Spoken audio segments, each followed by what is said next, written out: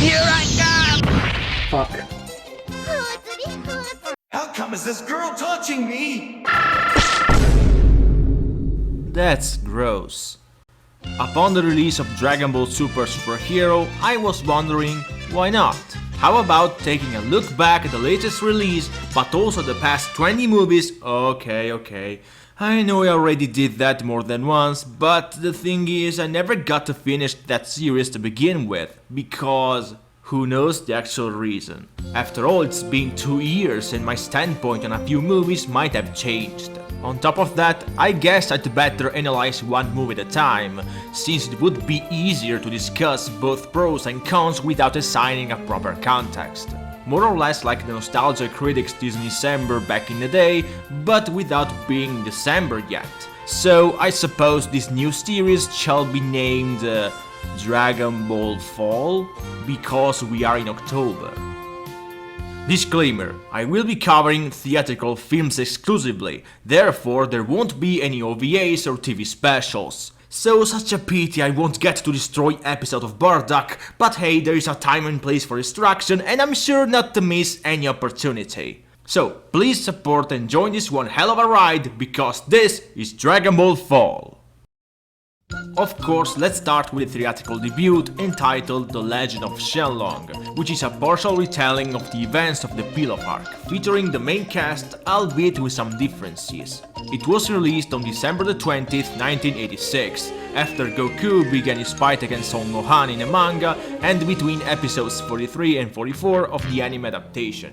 It's directed by the series director himself, Daisuke Nishio, and supervised by Minoru Maeda, the early character designer and also a regular in the main series, usually paired with another Minoru in the directional department, Minoru Kazaki, until the latter's departure in the Frieza arc. As we all know by now, his contribution in Dragon Ball is indeed praiseworthy, as not only his episodes range from solid to great once the likes of Takeo Ide, Katsuyoshi Nakatsuru and Masaki Sato join Studio Junio, but he also plays a protagonist role in movies, by providing corrections the whole time. No surprise, Toriyama's rounder approach of this era seems like the perfect setup for Maeda. Starting with the positive, the visuals of this film look incredibly ambitious, even 36 years later. Yoshiyuki Yamamoto's art direction is just sublime. Look at these landscapes' triumphing colors, shades and detailed meticulousness. It totally gives the idea of Toei's will to enhance their own series to the next step, Japanese movie theaters, and they probably couldn't start off better in that regard. Nishio is a pretty capable director, his cinematography stands out considerably during action sequences, as he definitely knows how to choreograph competently even without particularly impressive animation. As such, battles may not be excellent or dragged out, but feel rather fresh and varied. We get the remake of Goku vs Yamcha, featuring their respective weapons and techniques, the Rokafufuken and Janken, obviously improving Ebizawa's work in the main series, not too difficult though. But also an aerial battle without Bukujutsu, and Yamcha using nunchucks to attack Gourmet's army.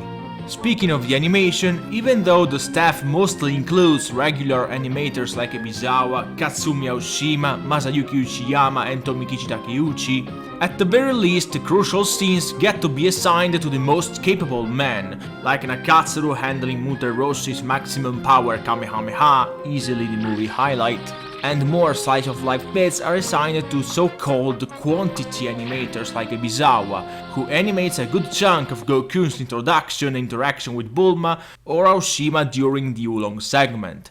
Overall, looking solid, despite the blatant reused clip of Goku riding Kintown right from the opening. As per usual, Shunsuke Kikuchi, main series composer, does also arrange the music department, by composing the soundtrack of the first 16 movies, which are going to be used more frequently in the main series as well. His M200 is filled with plenty of unreleased tracks, like the peppy track played when Goku attempts to leave Hell, the Yamcha demands capsules played during King Vegeta's scheme, and the Pansy in the Forest used when the Doctor removes Kuririn's head bandages. The released tracks are quite notorious, like the very first one played during Goku's death in the Saiyan arc, and Kuririn's terrorized reaction to Frieza surviving the Genki Dama, the Goku vs Yamcha track, the best one, Muten Roshi preparing his Kamehameha also appearing during Anin's first assault against Goku, and this one played once Frieza impales Kuririn with his horn, or the Shenlong theme used when Piccolo Daimao summons the dragon. Again, there's plenty of them. One thing that caught my attention is Bulma's personality, which differs quite a bit from her canon counterpart. There is barely no trace of her usual self-absorption and opportunism, as she follows Goku's path only because the story demands it, and not simply to manipulate him like in the Pilaf arc. Interesting how she actually thanks Goku for saving her, and even apologizes to Oolong for being forced to transform in order to satisfy Muten Roshi's perverted desires. I mean, she bribes Oolong with her panties unironically. No diarrhea candies being involved, she's genuinely begging it. Moreover, she also commands him for his transformation skills at some point. I swear she's never been that supportive. Conversely, in spite of these positive aspects, this movie features lots of issues, starting with its patchy pacing. The fact it actually takes its time introducing the main cast feels more or less like being forced to watch the How to Catch a Pokémon tutorial in Platinum, despite already knowing how to catch a bloody Pokémon. Sure enough, after 10 months of the anime and 2 years of the manga, I suppose we should already know the main cast decently at the very least. There is no obligation to slow down the plot just to introduce Goku, Bulma, Oolong and Yamcha. Wait, except they don't, since they couldn't clearly fit any single scene of the main series into a 45 minutes long film. So Goku never gets to help Umigami, and yes, it makes Muten Roshi giving its cane tone to Goku way more contrived and random, because there is literally no necessity without that give and take from the manga. Especially if you realize Muten Roshi has known him for barely, I don't know, 2 minutes. And here we go, there is a present. This is completely pointless. Amazing how the movie conveniently shifts from slowing down to fast forward the events at will. Dragon Ball movies always showcase some self-referential tone, feeling the urge to use the main series as mere callbacks. But for some reason it's not problematic like in Koyama's upcoming movies, since they are meant to retell the canon plot in the first place. Therefore you expect Yamcha to be scared of women, and Muten Roshi to act like a pervert. However, Pansy is essentially Suno with a different outfit, because they are the same character no less.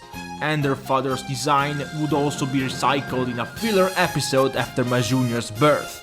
As for the villains, Gourmet is pretty forgettable and surprisingly receives way less screen time than his sidekicks, Pasta and Bongo, who aren't really any better. Pasta is a red-headed husky and Bongo a mummy man without bandages. They go around stealing Dragon Balls and that's it. What about the rest? There is nothing that stands out character-wise. Maybe Pasta triggering Yamcha's social inadequacy is a pretty funny scene with that gong sound effect once he's pushed back, but seriously, they're nothing special. The climax is a bit rushed, aided by the inconsistent pacing dominating the previous events, although I appreciate Bulma technically defeats Gourmet by throwing the last Dragon Ball into his mouth. Considering the following film's addiction to the formula, this conclusion isn't to be taken for granted. As it stands though, it's not a particularly good movie, but I guess it can stay in the okay tier. Looks kinda nostalgic at parts, yet with a pretty uninteresting story.